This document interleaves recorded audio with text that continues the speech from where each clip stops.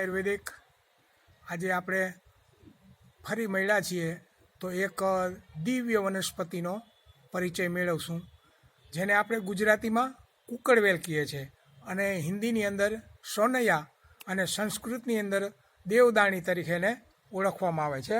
આ એક વેલ છે. આ વેલ છે એ વર્ષાયુ વનસ્પતિ છે, એટલે ચોમાસા દરમિયાન બીમાંથી આ ઉગી નીકળતી એક વનસ્પતિ છે. અને જ્યારે આ વેલ પાકી થાય છે ત્યારે જમીનની અંદર એની ગાંઠ થાય છે અને ગાંઠમાંથી પણ વરસાદ થતાં એ ફૂટી નીકળે છે અને બી દ્વારા પણ આ એક વનસ્પતિ ઉગી નીકળે છે. એને ફળ એટલે પાકા થાય એટલે એ પીળા રંગના આવા થઈ જાય છે અને એને આવા સફેદ ફૂલો આવે છે. સફેદ ફૂલ આવ્યા પછી એને એવા બી કાંટાવાળા બીજ હોય છે. આ જે છે એના બી આવા ફળ હોય છે.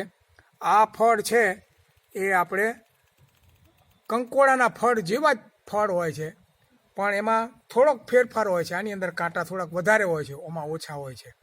અને આની અંદર રેસાદાર, અને જ્યારે આને પાકે અને એની અંદરથી ફોલવામાં આવે ત્યારે આવી રેસાદાર જાળી નીકળે છે.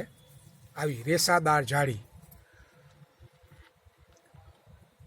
આ રેસાદાર જાળી છે એ અતિ કડવી હોય છે. અને હવે આપણે એના આ વનસ્પતિના ગુણો વિશે જોઈએ તો એ ક્રાંતિકારક, ઉષ્ણ, તીક્ષ્ણ અને પાંડુ, કફ, ઉધરસ, ક્ષય, કમળો, કૃમિ, માથાનો દુખાવો, આધાશીશી જેવા સર્વ રોગોનો નાશ કરે છે. હવે એના આપણે ઉપયોગ વિશે જોઈએ તો સર્પનું વિષ, ગમે તેવો ઝેરી સાપ કર્યો હોય તો આ વેલ છે એને પાણીમાં, એનું પંચાંગ પાણીમાં વાટી અને એનો રસ કાઢી અને એ પાવામાં આવે તો એનું વિષ છે એનું જોર મોરું પડી જાય છે. અને પીનારની શક્તિના બરાબરનો ધ્યાનમાં રાખી અને એનો રસ પાવાનો હોય છે.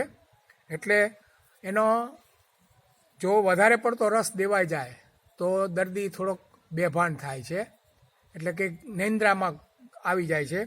એટલે એના ઉતાર માટે એને ઘી પાવામાં આવે છે. ત્યાર પછી આનો બીજો ઉપયોગ જોઈએ તો કમળાના રોગમાં અને માથાનો દુખાવો.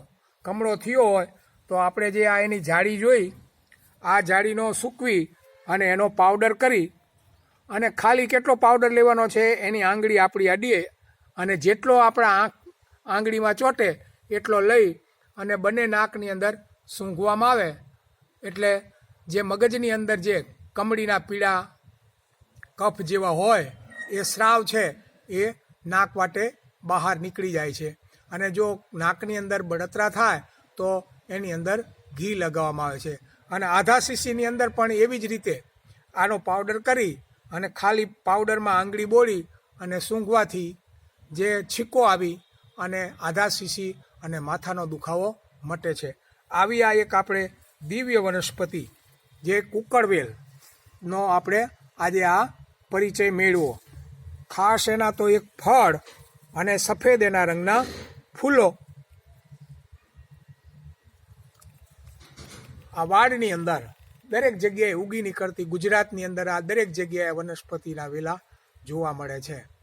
જોયું ને, આ કેવી એક વેલો છે સામાન્ય, પણ એના ગુણો છે એ અતિ ઉત્તમ છે. અને આ ભાદરવાની અંદર ખૂબ ખીલી ઉઠે છે, કારણ કે ભાદરવા દરમિયાન વધુમાં વધુ ઝેરી જનાવરોનો આપણને ઉપદ્રવ હોય છે અને એનો કરડવાનો ભય વધારે હોય છે. એટલે આ જેઠ મહિનાની અંદર ભાદરવા મહિનાની અંદર ખૂબ જ આ ખીલી ઉઠે છે.